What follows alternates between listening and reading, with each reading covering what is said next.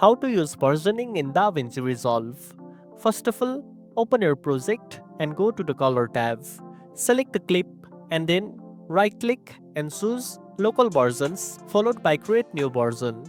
This creates a new editable version of your clip while keeping the original intact. Make sure to give a clear name to your new version so you can easily identify it later.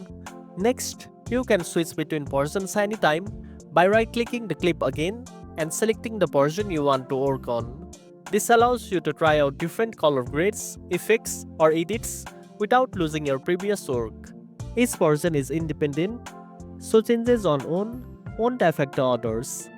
Another useful tip is to name your versions descriptively.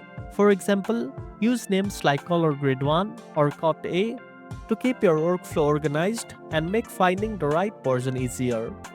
And that's it. Now you know how to use versioning in DaVinci Resolve.